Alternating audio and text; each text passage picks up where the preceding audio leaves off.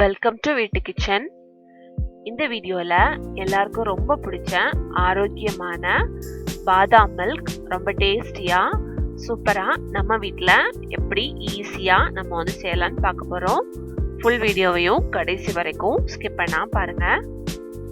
அதுக்கு முன்னாடி எங்கள் சேனலை இது வரைக்கும் நீங்கள் சப்ஸ்கிரைப் பண்ணாமல் இருந்தீங்கன்னா சப்ஸ்கிரைப் பண்ணுங்கள்.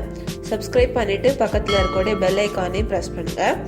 அப்போ தான் நாங்கள் போடக்கூடிய வீடியோஸ் உங்களுக்கு நோட்டிஃபிகேஷன்ஸில் வரும். இப்போ இந்த பாத்திரத்தில் 100 கிராம் பாதாம் எடுத்து வச்சுருக்கேன். பாருங்கள், இதை நம்ம ஃபஸ்ட்டு வெந்நீரில் போட்டு ஊற வச்சுக்கலாம். இதை சுடு தண்ணியிலே நம்ம ஊற வைக்கலாம், இல்லைன்னா நார்மல் வாட்டர்லேயும் நம்ம வந்து ஊற வச்சோம்னா 4 hours நம்ம வந்து ஊற வைக்க வேண்டியிருக்கும். இது வந்து ஒரு 10 to 15 minutesலேயே நமக்கு நல்லா ஊறிடும். ஃபர்ஸ்ட் நாம் இதோட தோடு எடுத்துடலாம். ஒரு ஸ்பூன் வச்சுக்கோங்க, நல்ல சூடாக இருக்கும் தண்ணி, அதனால் இந்த மாதிரி வச்சுட்டு இந்த மாதிரி எடுத்தாலே நமக்கு ஈஸியாக வந்துடும்.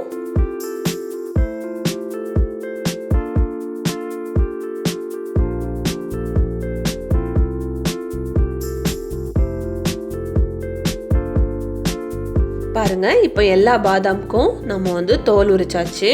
இனி இதை வெந்நி தண்ணி விட்டு கொஞ்சம் ஊற வைக்கலாம். அப்போ நமக்கு வந்து அரைக்கிறதுக்கு ஈஸியாக இருக்கும். அதனால் வெந்நி தண்ணியில் கொஞ்சம் நேரம் ஊற வச்சுக்கலாம். நம்ம வந்து பால் காய்ச்சி பாதாம் ஊற்றுற நேரம் வரைக்கும் நமக்கு வந்து ஊறினா போதும்.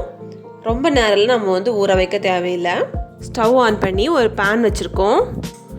இதில் 1 லிட்டர் கெட்டி பால் எடுத்திருக்கேன், அதை சேர்த்துக்கலாம்.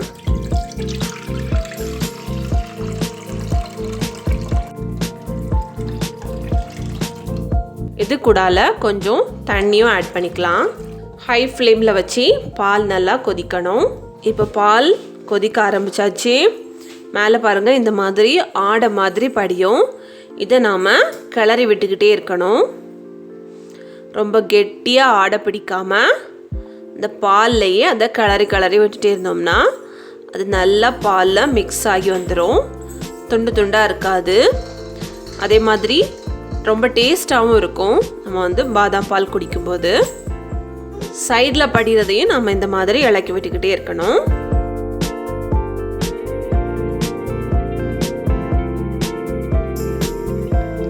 ஊற வச்ச பாதாமை மிக்ஸி ஜாரில் சேர்த்து இந்த மாதிரி அரைச்சி எடுத்துக்கணும்.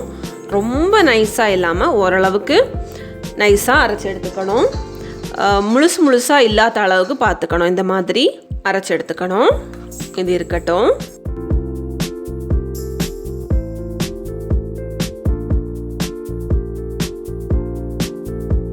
இப்போது பால் கொதிச்சு 25 நிமிஷம் ஆயாச்சு.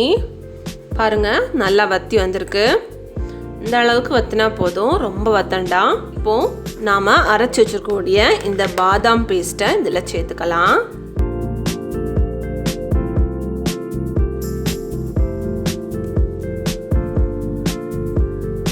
இது நல்லா மிக்ஸ் பண்ணி விட்டுக்கலாம். பாதாம் பருப்பு நல்லா வெந்திருக்கணும், அப்போ தான் நல்லா டேஸ்டியாக இருக்கும்.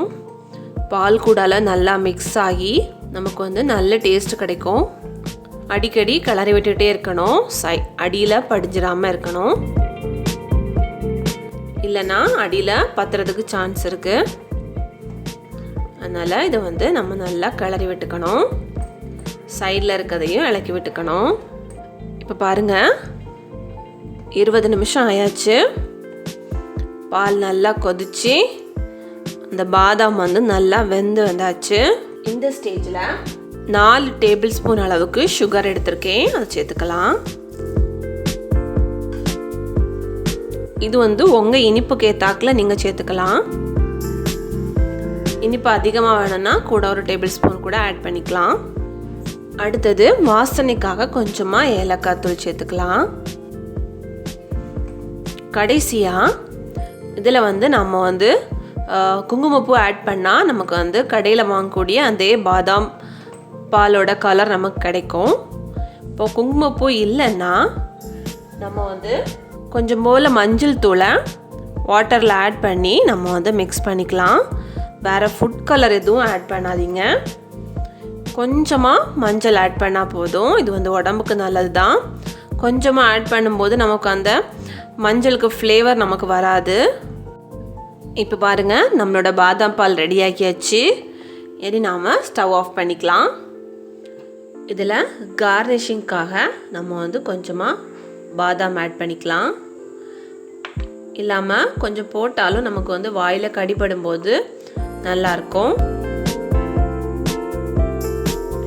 நம்ம கடையில் வாங்கக்கூடிய அதே டேஸ்ட்டில் இருக்கும், அதே டெக்ஸ்சர்லேயும் இருக்கும். அவ்வளோதாங்க, நம்மளோட டேஸ்டியான பாதாம் மில்க் சூப்பராக ரெடி ஆகிடுச்சு. குழந்தைங்கள் கூட இதை வந்து ரொம்ப விரும்பி சாப்பிடுவாங்க. இதை நீங்கள் உங்கள் வீட்டில் ட்ரை பண்ணி பாருங்கள். ட்ரை பண்ணி பார்த்து உங்களோட கமெண்ட்ஸை எங்களுக்கு சென்ட் பண்ணுங்கள். இந்த வீடியோ பிடிச்சிருந்ததுன்னா இந்த வீடியோவை நீங்கள் லைக் பண்ணுங்கள், ஷேர் பண்ணுங்கள். மறக்காமல் வீட்டு கிச்சனை சப்ஸ்கிரைப் பண்ணுங்கள். தேங்க்யூ.